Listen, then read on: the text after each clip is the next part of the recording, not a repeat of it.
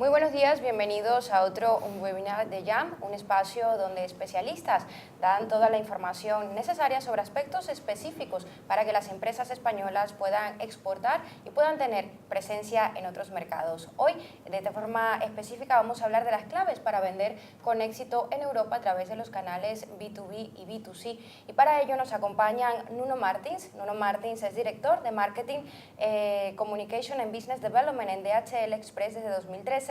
Es licenciado en Economía por la Universidad Independiente, cuenta con un MBA por IE Business School y Digital Business Executive Program por ISTI.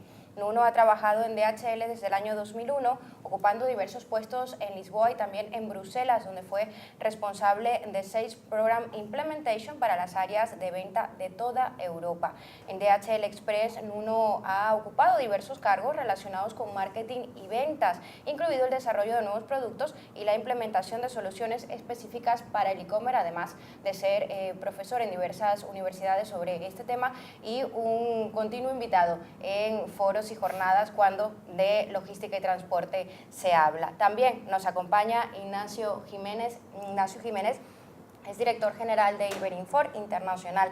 Es licenciado en Business Administration por la Universidad de Seattle y Executive MBA por el IE Business School. Ha desarrollado además la mayor parte de su carrera profesional en el sector financiero, en puestos relacionados con la gestión comercial, el marketing y el desarrollo de nuevos productos, además de también desempeñar una labor académica. Así que ya sabéis que contamos con especialistas de muchísima preparación, de mucho conocimiento, tanto formativo como profesional, y justamente son ellos los que nos van a dar las claves para determinar cuando una empresa decide abordar un mercado europeo, cómo puede decidirlo, a cuál ir y sobre todo de qué forma específica llegar a él. Ignacio, cuéntanos cómo se pueden tomar estas decisiones.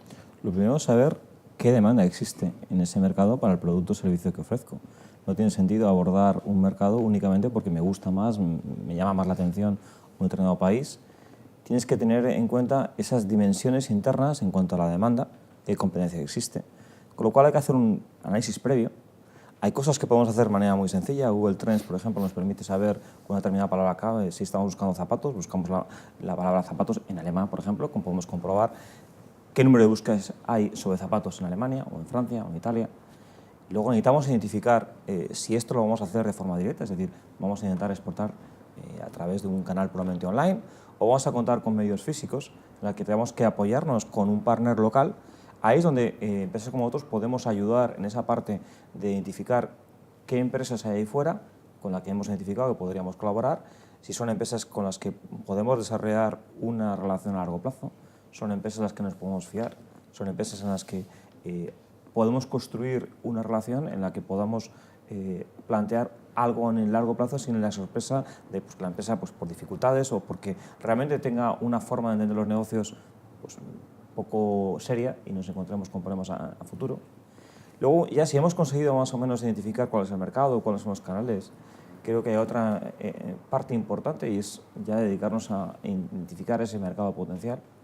En el B2B hay elementos, hay formas de gestionar esa identificación de mercados que nos permiten de una manera muy sencilla, puramente online, saber qué clientes hay ahí fuera que podrían adaptarse al perfil de cliente que estoy buscando. Y cuando nosotros decidimos el mercado y encontramos quizá incluso el partner adecuado, también es importante determinar específicamente cuál va a ser nuestro nicho, así como se hace en el mercado local, que muchas empresas no dirigen sus productos y servicios al grueso del mercado, sino a una parte específica. ¿Cómo lo decidimos cuando se trata de un mercado exterior? Uno de los errores que habitualmente nos encontramos es que empresas de una dimensión limitada se plantean abordar clientes a los que no son capaces de dar el servicio. Imaginemos una exportadora de vino. Pues si se va a una empresa tipo El Corte Inglés, que va a tener una demanda muy grande en volumen, pues a veces no se trata de que sea una empresa muy grande con mucha capacidad de compra, sino a veces es que somos una bodega muy pequeñita y nuestra capacidad de servir ese producto en condiciones y en plazos no vamos a ser capaces. Entonces, tienes que segmentar no solamente desde el punto de vista de la demanda, de quién quiere comprar mi producto o mi servicio. Hay que intentar adecuar esa capacidad que tenemos internamente a la naturaleza del mercado en el que estamos y el perfil de esos clientes potenciales. A la hora de identificar eso, nuevamente hay herramientas online que te permiten de una manera muy sencilla identificar más o menos los volúmenes que estamos hablando de facturación de esas empresas y buscar clientes del mismo tipo al que ya tengo en España. Si tengo éxito con grandes empresas, debo centrarme en el mercado exterior también en grandes empresas. Si mi éxito es con empresas más pequeñas, mi consejo es que hagan lo mismo. Esa misma dinámica que tiene el mercado doméstico es la que tienen que aplicar al mercado exterior. Digamos que nunca deja de ser elemento principal antes de abordar un mercado planificarse. La estrategia previa y seguir los pasos de esa estrategia que se diseña va a ser fundamental para finalmente poder tener éxito. En el mercado internacional la estrategia creo que es clave. Incluso en el mercado doméstico ya vemos lo difícil que es abrirnos paso en un mercado en el que normalmente la competencia es muy alta y a menudo vemos como esa labor de salir fuera parece que los problemas que tenemos en el mercado doméstico para crecer los podemos resolver sencillamente saliendo fuera. Fuera la demanda puede que sea muy grande, pero la competencia va a ser a veces incluso mayor que la que tenemos en el mercado doméstico. Y la exigencia legal, los condicionamientos de la distancia, los legales, son a veces críticos, pero no son los únicos. Tenemos temas culturales, tenemos de conocimiento de marca, que aquí podemos ser ya un referente, allí no. Construir toda esa parte de una manera que sea igual de efectiva que la actividad que estamos realizando en el mercado doméstico lleva mucho tiempo, es una inversión a largo plazo y como tal hay que plantearla. Tú no puedes abordar algo de ese tipo sin una planificación adecuada, sabiendo ya claramente cuáles van a ser los pasos que voy a dar, qué dinero tengo, qué equipos tengo la capacidad, el conocimiento interno para poder hacerlo. Si no hago todo ese trabajo, la probabilidad de que esto funcione es mínima. Y creo que uno de los grandes problemas que nos enfrentamos desde la perspectiva de la experiencia de haber trabajado con muchas empresas abordando ese camino es que se minimizan los retos, las dificultades de esa exportación. Luego veremos también esa parte más física del transporte. Hay muchos elementos que pensamos que es mucho más sencillo de lo que realmente va a ser.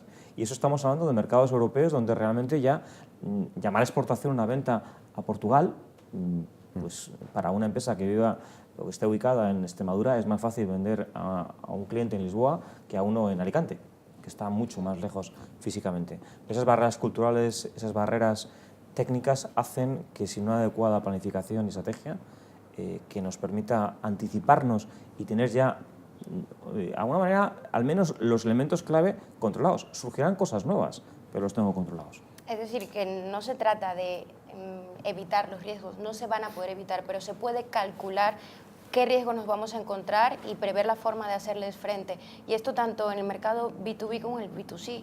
Clarísimamente. Uno de los elementos donde más podemos prever esto es la dificultad para conocer la capacidad o la voluntad de pago de mis clientes. Es crítica. Si yo con un cliente que abordo esa relación me planteo, pues bueno, es un cliente que ha venido y me quiere comprar y hasta ahí me quedo. Me planteo únicamente, nuevamente, desde la esfera de la demanda. Que un cliente me quiera comprar no necesariamente quiere decir que deba venderle. O al menos no venderle sin unas adecuadas garantías, sin un adecuado chequeo. Nos encontramos incluso mucho fraude en este proceso. Hay empresas que vienen al mercado español con el único objetivo de conseguir que alguien les venda algo y con el objetivo de no pagarlo. Y es ya un planteamiento a priori de cómo inician esa relación. Están buscando construir un contexto en el que puedan hacer acopio de un producto o un servicio y no asumir las consecuencias que se supone de tener que pagar el servicio. Entonces, conocer realmente y verificar todo el proceso, asegurarnos que es quien dice ser. Nos encontramos muchas veces que viene alguien con una tarjeta que te dice soy de esta empresa. Verificar esos datos, hacer un chequeo, hacer una llamada, sobre todo cuando nos encontramos con peticiones de volúmenes muy elevados, nos dejamos cegar. A menudo de repente viene un cliente grande, nos dice que quiere comprarnos una cantidad muy elevada de nuestro producto. Estamos en una situación en la que pues, hay que crecer, que nos cuesta aquí en el mercado doméstico y enfrentarnos a esa situación de, bueno, pues que aquí parece que tengo una salida fácil a mi producto, a mi servicio, a veces es una trampa. Las cosas no suelen ser tan fáciles. Que alguien se dirija a nosotros ofreciéndonos un grandísimo negocio es raro. Los pasos, es sencillo, comprobarlo, tratar de hacer un chequeo previo, averiguar si realmente estamos hablando de la misma empresa. Nos encontramos con estafas hasta que realmente es en el proceso de entrega de la mercancía. La mercancía nos dice que la entregamos en un determinado sitio y un día antes nos cambian y nos dicen que la entregamos en un almacén diferente. Hemos comprobado que la dirección efectivamente es de la empresa, pero es que lo que está ocurriendo es que ese almacén no es de esa empresa y la persona que ha dicho o ha estado negociando ese contrato no es realmente quien dice ser y acaba en manos pues, no de la empresa que queríamos que estábamos trabajando, sino con un tercero que lo que está haciendo es quedarse con esa mercancía a precio cero, coste cero, y revendiéndolo luego, reventando nuestro propio mercado con unos precios, pues lógicamente que nosotros no podríamos hacer.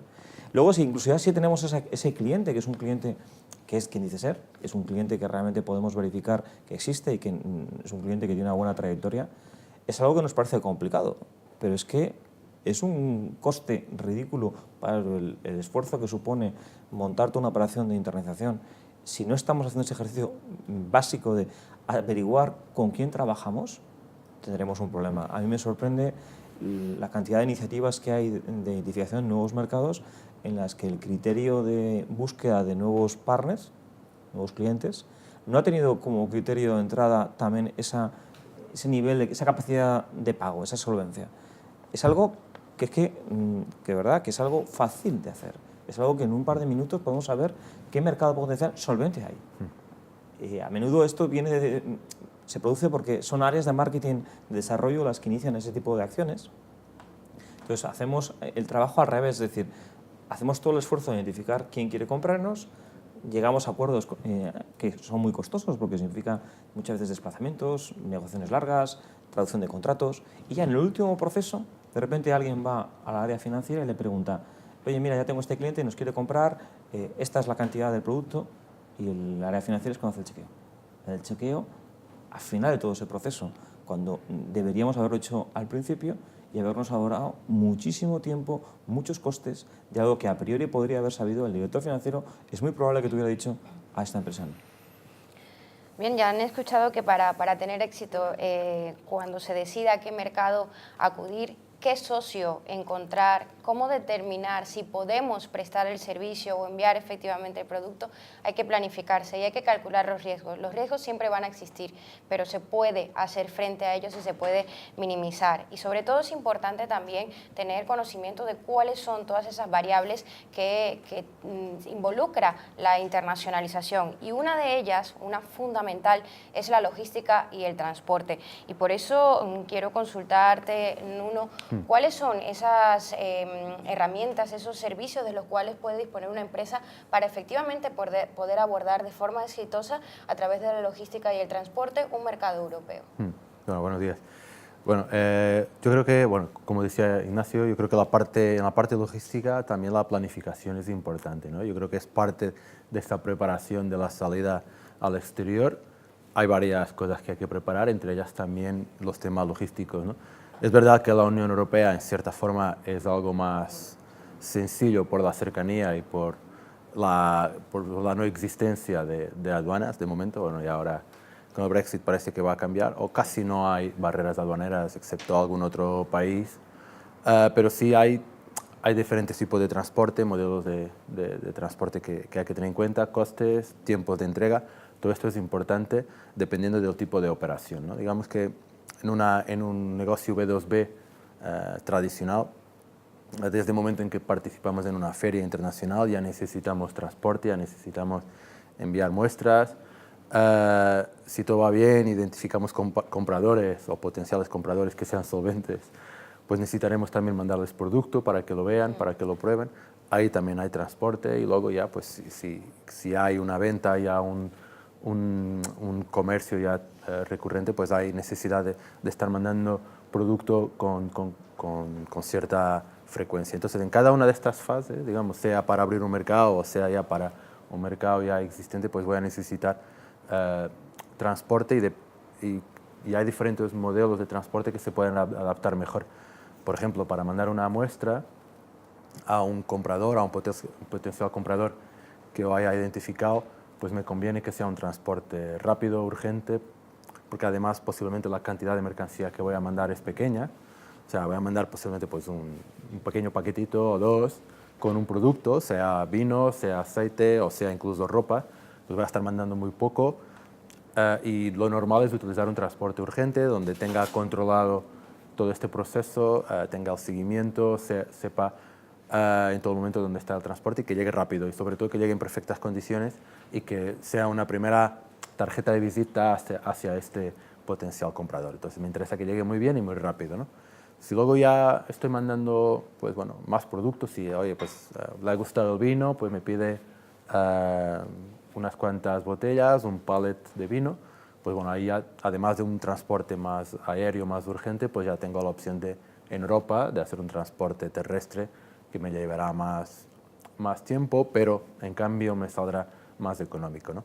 Entonces, bueno, eso luego una vez hay que ver quién pagaría el transporte, dependiendo de las condiciones del acuerdo que se realice, pero en cualquier caso sería más económico para quien fuera quien lo pague. Entonces, bueno, yo creo que hay que mirar diferentes opciones dependiendo del tipo de transacción que esté realizando. Pero bueno, y también dependiendo del tipo de producto, porque al final hay algunos que tienen condiciones especiales para su transporte y esto también es importante, ¿no?, de determinarlo. totalmente. Bueno, hay productos que por sus características y por las restricciones del transporte aéreo no pueden viajar en avión. Bueno, incluso en aviones de carga hay restricciones, en aviones de pasajeros hay todavía más restricciones, pero, por ejemplo, baterías de litio o algún tipo de mercancías inflamables, mercancías peligrosas, pueden tener algún tipo de restricción. No significa que no puedan viajar, sí que en muchos casos sí que se puede, pero necesitan un tipo de identificación y un tipo de adaptación, identificación, etc., a la hora de viajar. Entonces eso sí que también hay que tenerlo en cuenta y bueno, hay que hablar con la empresa de transporte, saber qué tipo de mercancía se puede transportar según si es avión o si es camión, bueno, o incluso barco. En barco suele haber menos restricciones, ¿no? Lo importante también de determinar cómo va a funcionar la logística es porque la logística justamente se puede convertir en una ventaja competitiva para la empresa. Ahí quizá no puede estar la diferencia entre completar una transacción o que la operación no llegue a buen puerto. Correcto, sí, puede ser una ventaja. Si todo se hace bien y si todo llega bien, puede ser una ventaja, pero sí que puede ser también realmente un problema si realmente tu preparación no ha sido la adecuada, ¿no?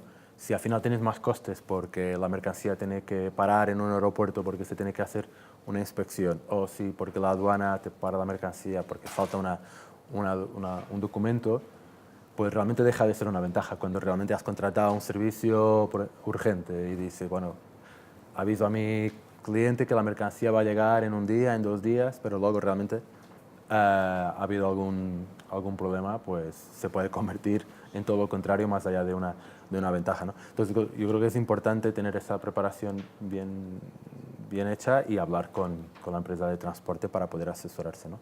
En el caso específico de Europa, has mencionado que prácticamente no hay barreras aduaneras. Si hay que tomar en cuenta algunos aspectos, ¿cuáles serían? ¿Cuáles podrías destacar quizá en el ámbito de fiscalidad o esas circunstancias que suelen presentarse cuando una empresa española va a un mercado europeo? Sí, prácticamente en la Unión Europea no hay barreras aduaneras. Físicamente no hay una aduana, a no ser en Suiza, Noruega, bueno, en Canarias también. Pero bueno, son excepciones y realmente hay acuerdos bilaterales con estos países en la Unión Europea, con lo cual para productos fabricados en la Unión Europea no hay ningún gasto arancelario ni demás, ¿no? Pero bueno, digamos que para los principales destinos de los exportadores españoles, Francia, Alemania, UK, realmente la mercancía viaja con total libertad en la Unión Europea, tanto para importar como para exportar. Y son tiempos de entrega relativamente fiables, desde un día por un transporte por avión hasta 3-4 días en transporte aéreo, en transporte terrestre, perdón. Pero sí hay algún aspecto fiscal, por ejemplo, para el transporte, y en España, al ser un fabricante de vino, hay un aspecto fiscal que son los impuestos especiales para el alcohol. Aunque no hay una barrera aduanera física como tal, estos impuestos especiales se tienen que pagar en destino. Es decir, para este tipo de producto yo no tengo que estar cobrando el IVA de España, sino que se tiene que pagar el impuesto especial que marca cada país en su país, ¿no?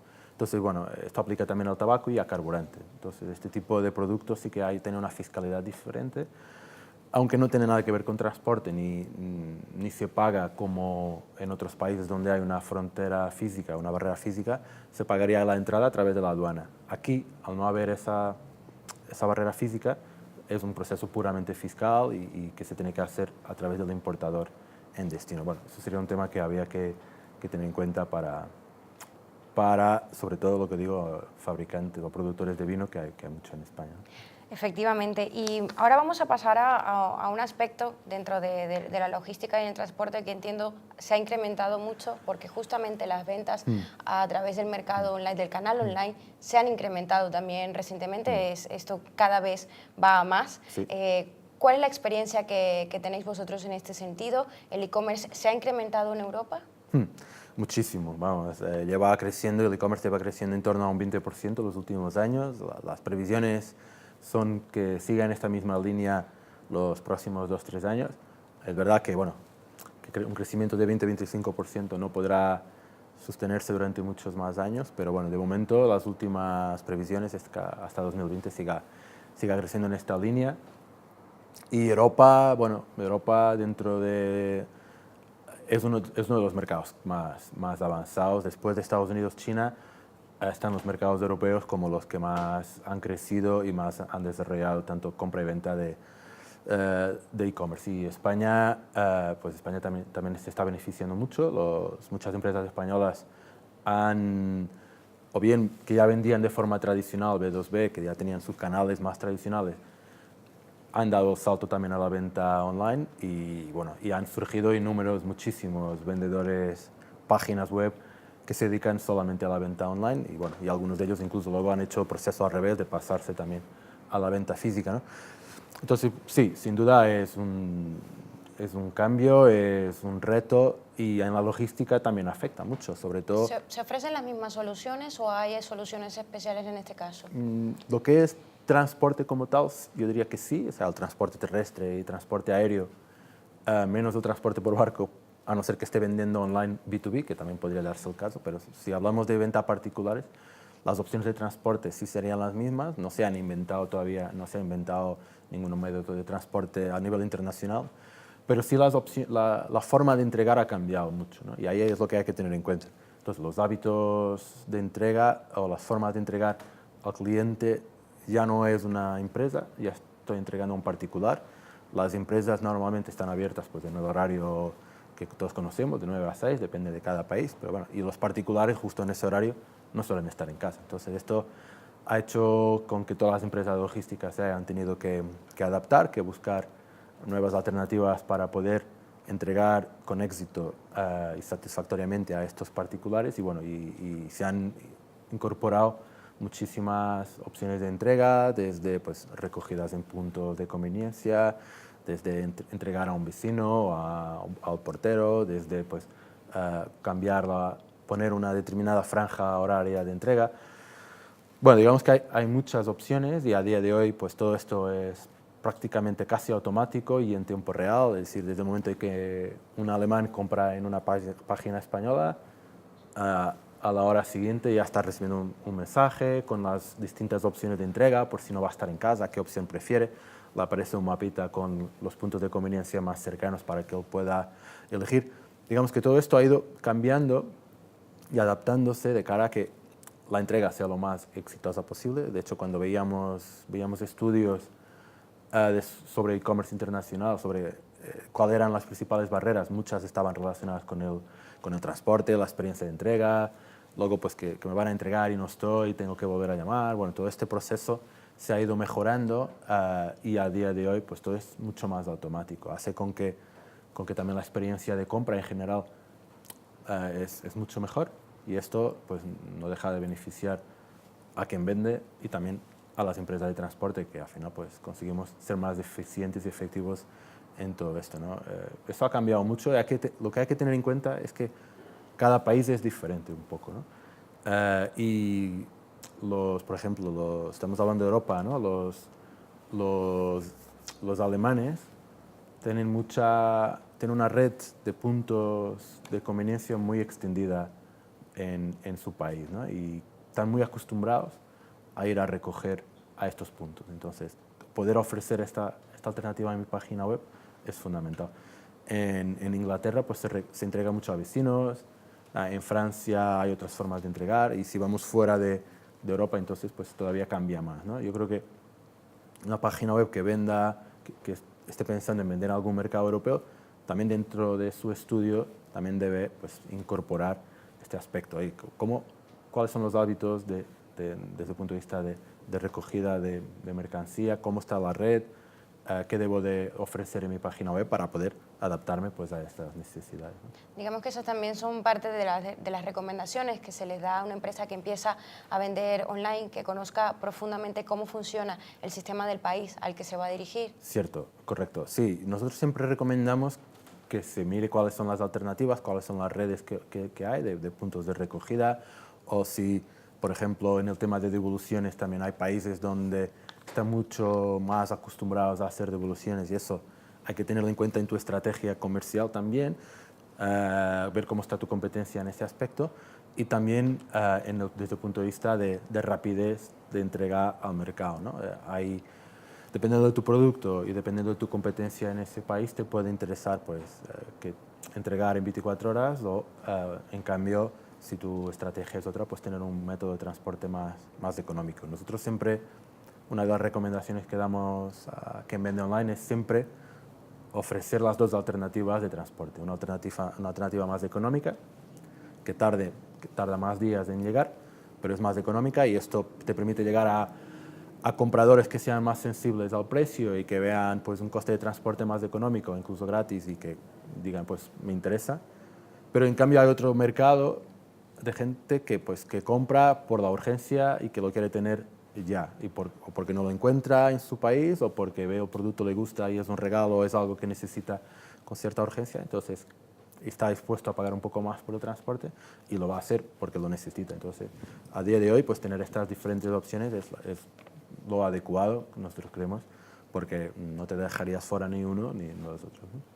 Bien, y también quería consultaros desde vuestra experiencia y el trabajo que realizáis a día de hoy dentro del mercado europeo. España establece relaciones comerciales especialmente con algunos de sus socios, que son socios tradicionales. ¿Veis que esto continúa siendo así? ¿Hay algún mercado que pueda, digamos, ser un nuevo objetivo para que las empresas españolas puedan establecer una relación más intensa? La realidad es que nos hemos ido expandiendo sobre los países más cercanos, a los que teníamos una base cultural en la que nos sentíamos más cómodos también, hablando con un italiano, con un portugués o con un francés. Históricamente las relaciones han sido ya intensas, era más fácil. Yo lo que os invito es, en las páginas web del grupo podemos ver de los principales mercados cómo está cada segmento, porque no podemos hablar de un país determinado, tenemos que hablar que la realidad de cada sector va a variar muchísimo de un país a otro. Entonces, lo que hoy es válido, si me viene una empresa y me dice dónde debería tratar de hacer más hincapié, hacer más esfuerzo, porque es un país en el que creo que hay recorrido, es una situación muy dinámica, puede cambiar. Empresas como nosotros lo que hacemos es identificar cuáles son esas tendencias, agruparlas. Hay una información que es gratuita, además, que identifica cuáles son los países principales y los principales mercados, cómo están, y cuáles están en un punto de crecimiento, cuáles están más estabilizados o cuáles están sufriendo más por las particularidades de ese mercado. Es una información que no tiene ningún coste, se puede consultar en nuestra página web y creo que puede ser de gran ayuda en este caso.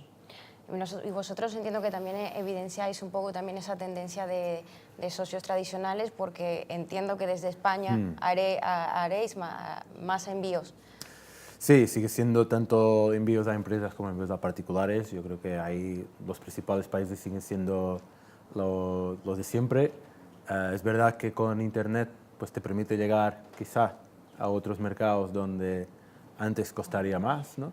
Y en Europa, sobre todo en Europa, te permite llegar con cierta facilidad. Por ejemplo, si traduzco mi página al alemán para atacar el mercado alemán, pues automáticamente ya puedo atacar el mercado austríaco y el mercado polaco, por ejemplo, ¿no?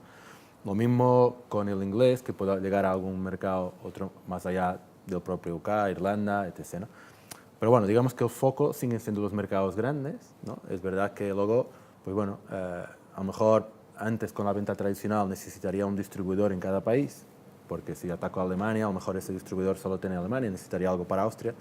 Aquí en este caso no, ya me permite pues poder llegar, abrir un poquito más mi objetivo, ¿no? Pero lo que vemos es que tanto en la venta tradicional como en la venta online, los principales mercados a día de hoy siguen siendo los que hemos comentado, ¿no? de los 3 o 4 grandes de Europa. Bien, hemos evidentemente tocado muchos aspectos, muchas variables.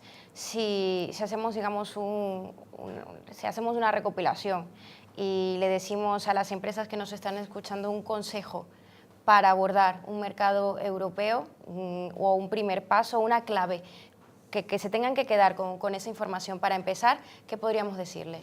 Que busquen un buen compañero de viaje. Va a ser una aventura difícil. Aproximadamente 70% de las intentonas de empresas que inician desde cero un proceso de internalización acaban fallando. Acaban fallando porque hay demasiadas dificultades o se plantea sin la adecuada estrategia que veíamos al principio, sin un adecuado conocimiento de ese mercado, de las dificultades que nos vamos a encontrar. Si contamos por contra con empresas que ya han ayudado a otros a hacer ese viaje, conocen bien el camino, te puede ayudar incluso desde un punto de vista estratégico a identificar cosas que no has tenido en cuenta. Y esa planificación, junto con un buen partner y con una apuesta en la que se pongan los recursos necesarios. Lo que no puedo plantear es voy a iniciar un proceso de internalización sin contar siquiera con equipos que hablen algún idioma de esos mercados en los que quiero trabajar. Hay cosas muy básicas que a veces no tenemos en cuenta. Y hay muchas cosas ahí fuera, hay herramientas, hablaba antes de Google Trends para ver mercados. Nosotros, a la hora de poder ayudarte a identificar un mercado potencial, qué clientes hay, darte una foto completa y detallada de cómo vemos una determinada empresa, creo que te puede ayudar a solucionar gran parte de esos problemas y desde luego no será una solución milagrosa porque no lo hay, pero hará mucho más fácil el camino. Sí. Sí, bueno, creo que coincido que la preparación es clave, ¿no? En tanto en todo lo que tenga que ver con el comercio exterior, al final hay que prepararse bien, hay que mirar sobre todo los aspectos que hemos comentado antes, también como no, la competencia, a ver cómo voy a poder competir en este mercado, ¿no? Tengo producto, tengo marca, tengo precio, etc. etc., ¿no? También yo diría que hay que incluir también toda la parte de análisis de cómo está mi competencia vendiendo en Internet, ¿no? A día de hoy, marketplaces como Amazon o Alibaba te permiten tener una radiografía muy buena de un mercado, incluso también hacer pruebas de mercado, ¿no? Me explico que antes de ponerme a vender quizás de forma mucho más masiva y con grandes inversiones, por ejemplo, si quiero vender por Internet en vez de construir mi página web y invertir en traducciones, invertir en adaptar esa página a un mercado, a día de hoy hay canales que me permiten ya llegar, como decía, como puede ser un Amazon, ¿no? Un Amazon en Alemania o en UK o en cualquier país. Puedo empezar empezar a vender y hacer una estrategia para atacar ese mercado a través de este canal.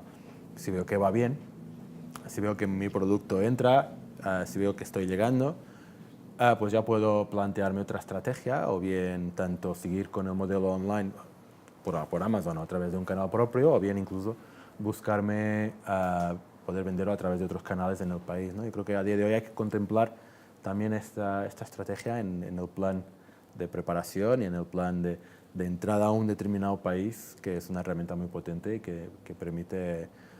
Además es que a día de hoy Internet te permite tener una visión, ¿no? Además de las herramientas que hay, como dice Ignacio, de Google Trends, que todo ahí es tan transparente, pero Amazon también. Digo, con Amazon puedo ver cómo vende mi competencia, qué países se están vendiendo, a qué precio están vendiendo, aunque luego por detrás hay cosas que no se ven, pero hay mucho más de información que había antes. Yo creo que son herramientas muy potentes para una empresa que quiera empezar a vender en Europa.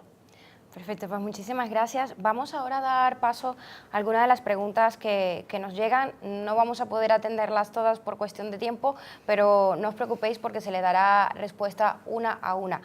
Sin embargo, voy a haceros una que nos llega por aquí y que pregunta lo siguiente. Si quiero abordar un mercado europeo, ¿puedo hacerlo a través del e-commerce sin haber entrado en él de otra forma? Y completan la pregunta diciendo si el estudio de mercado, cuando se aborda pues el mercado vía online, es el mismo que se hace indistintamente de la forma, ¿no?, que se llegue, si es de forma física o de forma online. Entonces, bueno, comienzo con esa parte. ¿El estudio de mercado va a ser el mismo, se ingrese como se ingrese? Yo creo que no, porque si nos planteamos un acercamiento online, no necesitamos un distribuidor físico. Si queremos vender a través de un canal de distribución tradicional, los competidores tampoco van a ser los mismos. Los partners a los que me tengo que apoyar o las herramientas internas con las que tengo que construir esa estrategia van a ser muy diferentes. En una estrategia online puede ser todo online, necesitaré un buen partner para que me distribuya, pero el equipo es un equipo que puedo tener todo aquí localizado localmente en España. Si me planteo una distribución física, probablemente tendré que o bien apostar por crear una estructura propia allí o buscar un partner, que en una iniciativa que parto desde cero sería mejor apoyarse en alguien, conocer más el mercado y a partir de ahí plantearse otros escenarios. Y creo que no debería ser de otra manera. Es como si nos planteáramos un mercado diferente. Cuando hablamos del mercado, en un mercado online, es como si estuviéramos buscando un país diferente, porque a nivel tecnológico, a nivel de capacidades, a nivel de conocimiento, no va a tener nada que ver un escenario como otro. Y hecho el estudio de mercado, ¿sí que se recomienda empezar de forma online para abrir un mercado? Sí, ¿por qué no? Yo creo que lo que decimos es que la venta online a primera puede que tenga menos costes o complejidades que abrir un mercado a través de la forma más tradicional o B2B.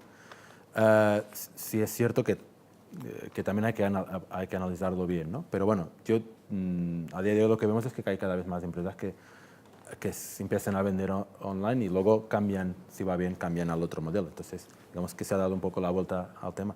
Entonces, sin problema, se puede empezar a vender online sin ningún problema, tanto en el mercado nacional como en el mercado internacional. ¿Qué aspectos hay que tener en cuenta? Pues bueno, pues tengo que tener stock suficiente, tengo que tener producto, no sé si fabrico, si compro fuera, pues tengo que tenerlo, porque ya voy a abrir un mercado nuevo, posiblemente, pues, si va bien, pues me va a llegar más demanda, voy a tener más solicitudes, voy a tener que mandar más producto, pero bueno, a día de hoy teniendo un servicio de transporte que permita posicionarlo producto a un particular en cualquier mercado europeo no hay ningún problema.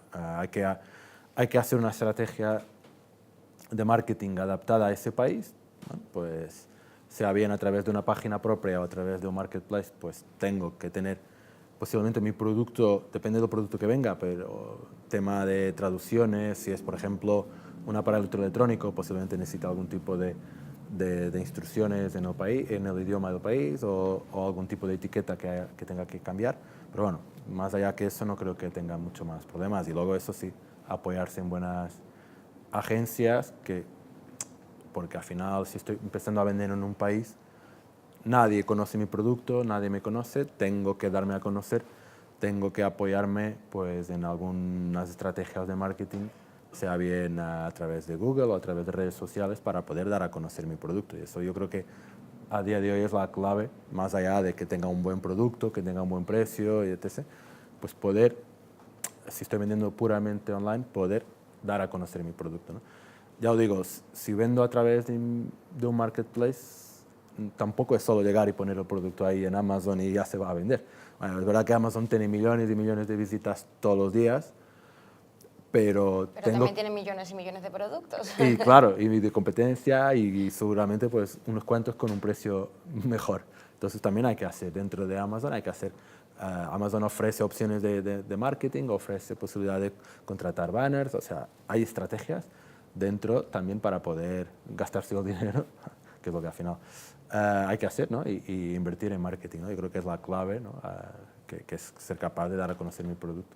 Quizás añadiría que quizás ese canal online nos permite la identificación de los gustos locales, no van a ser los mismos. Hasta en un vino o en una ropa, el tallaje hace que a lo mejor planteamientos que desde aquí pensamos que tienen sentido, con un menor esfuerzo a nivel tecnológico, a nivel de esfuerzo económico, podemos tratar de hacer un testeo previo a través de este tipo de plataformas que nos permiten conocer realmente si vamos bien orientados, y luego ya ahí es donde puedo plantearme si sigo con una apuesta más digital o yo doy el paso a estar allí, porque físicamente también temas de devoluciones, hay otro tipo de dificultades que cuando vamos a un escenario puramente online, pues se te complica otro tipo de cosas.